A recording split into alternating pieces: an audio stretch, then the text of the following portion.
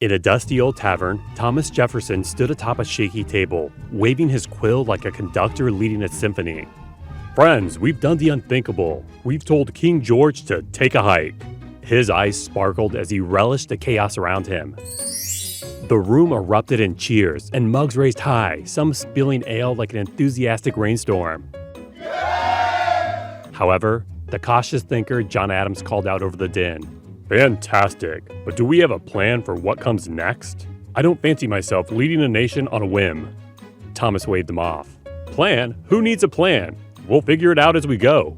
It's like making soup. You throw in whatever ingredients you want and hope it doesn't explode."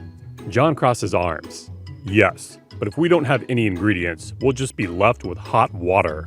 "Hot water's a start," Thomas replied cheerfully. At that moment, Ben Franklin strolled in, adjusting his glasses with a smirk. "You gentlemen look like you've just been invited to a ball but forgot your dancing shoes." He perched himself on a stool and tossed a biscuit into the air, catching it with a wink. "Ben, thank goodness you're here," John exclaimed. "We need a solid plan. The future of our country can't be based on throwing things in a pot and hoping for the best."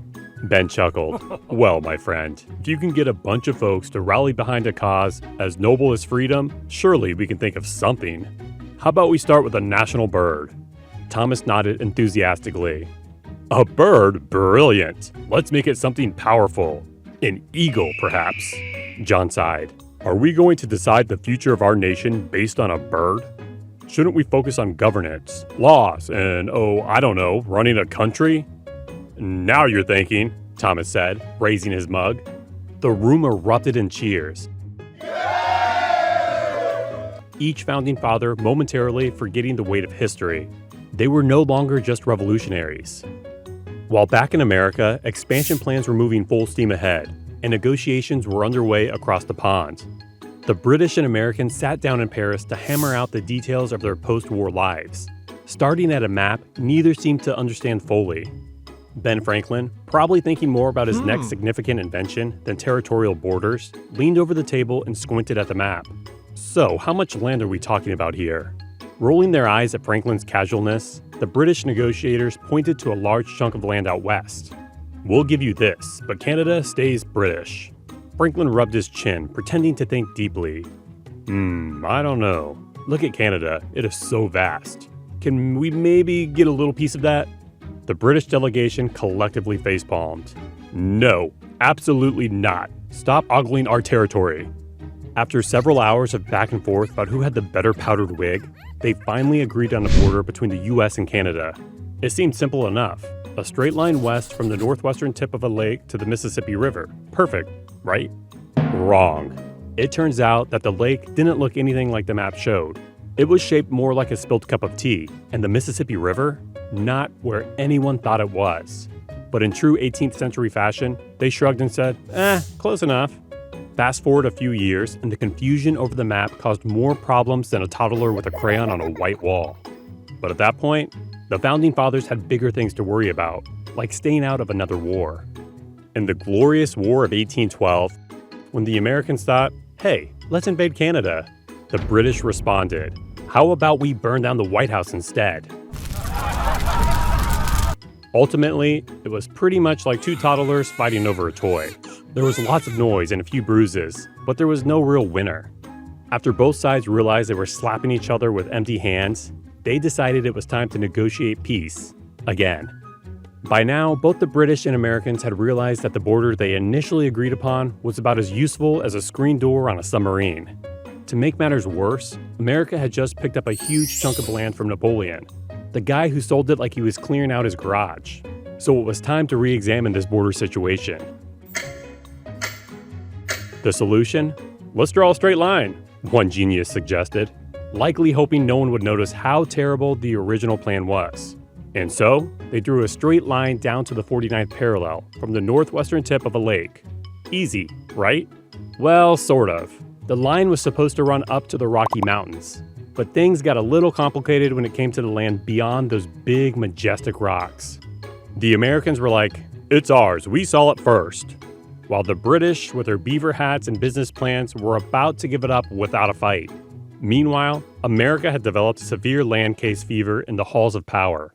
Every time someone looked west, they saw opportunity, wide open spaces, untapped resources, and a chance to settle as far as the eye could see. Canada was still hanging out to the north, mostly made up of colonies and governed by the good old Hudson's Bay Company, and the Brits were obsessed with turning beavers into hats, a high fashion trend at the time. The Americans were adamant. The line should keep going straight, right through the continent.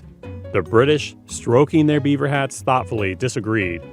Actually, we're pretty keen on this land, too. It's quite useful for, hat making.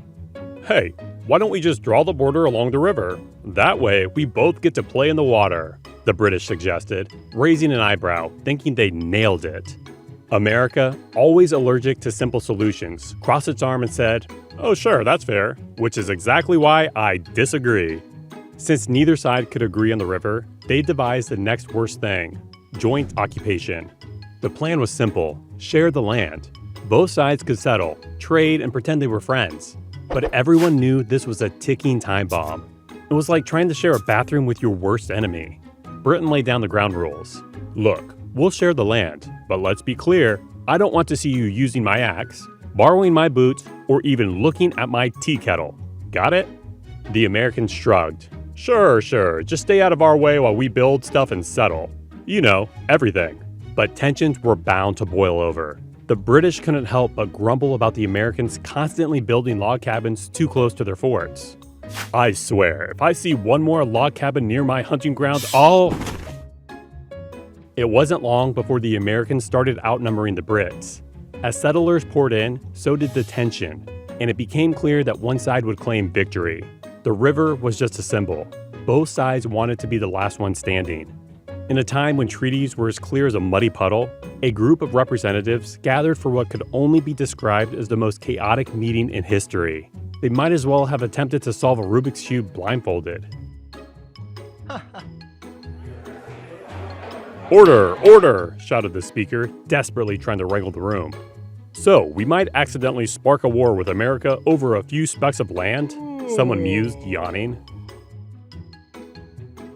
Surely nothing disastrous could come from that, they all agreed, blissfully unaware of the comedy awaiting them. Among the staunch believers that the islands belonged to Britain was James Douglas, the governor of Vancouver Island. He was fed up with American settlers treating the place like a free buffet. To stake his claim, he devised a plan that was as clever as a raccoon in a dumpster. If the British settled the islands first, they'd be theirs. So, in 1853, he sent an Irishman named Charles Griffin and a few Hawaiian shepherds to set up a sheep farm on San Juan Island. What followed was a woolly comedy involving 1,369 sheep that seemed to believe they were starring in a movie about escape artists. Among these sheep was a beautiful pig, and Griffin was fond of her. One day in 1854, an American customs collector sailed by, thinking he was on the trail of a grand heist. He discovered sheep and pigs on the island. The Americans soon claimed the sheep, insisting they had the right to tax Griffin's farm because they believed it was on their soil. In a burst of bureaucratic absurdity, Douglas appointed Griffin as the magistrate and presented him with a wig. "Wear this. You're in charge now," he ordered.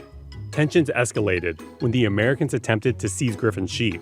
"We need to collect taxes," Sheriff Bob shouted, full of bravado. In a bizarre turn of events, the Americans decided to seize Griffin's prize sheep at auction, resulting in a scene that could only be described as hilariously chaotic. "You can't take my sheep! They're my livelihood!" he insisted. He complained to the American government, who were too baffled by the absurdity to respond. "We're not going to war over a few sheep and a pig," they declared. Meanwhile, both sides continued to stake their claims to the islands, leading to yet another boundary commission that quickly devolved into squabbling over who got what, while the sheep looked on, utterly unimpressed. Later, Griffin's pig was found several times munching potatoes on American territory, to which she was shot and killed. Griffin couldn't believe that his most beloved pig was killed. He was furious, very furious. And so, the stage was set for the infamous Pig War, where sheep, potatoes, and a heap of misplaced pride threatened to spiral into international absurdity. General Harney was notorious for his reckless actions, having been court-martialed multiple times and known for disregarding orders. In July 1859, he concocted a scheme to provoke war with the British while visiting San Juan Island.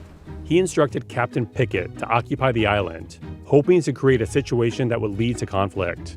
Pickett followed orders and landed troops on the disputed island, setting up a camp and boldly declaring that American laws applied there. This provocation angered British officials, who demanded that the Americans withdraw.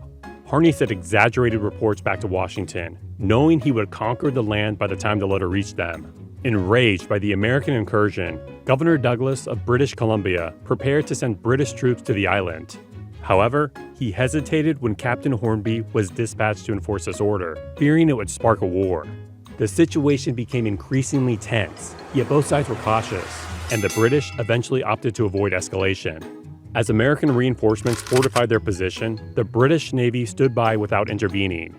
Meanwhile, President Buchanan was preoccupied with the impending Civil War and had little time to deal with the island dispute. General Winfield Scott was tasked with resolving the crisis and managed to broker a temporary joint occupation of the island, leading to a surprising peace between the two sides. Despite Harney's continued insubordination, a cooperative arrangement was reached, allowing American and British forces to coexist on San Juan Island until the ownership question could be settled. The eventual decision favored the United States, and in 1872, British troops withdrew. Ultimately, the so-called Pig War nearly escalated. The story serves as a reminder of how close the two powers came to war and the importance of diplomacy over rash actions.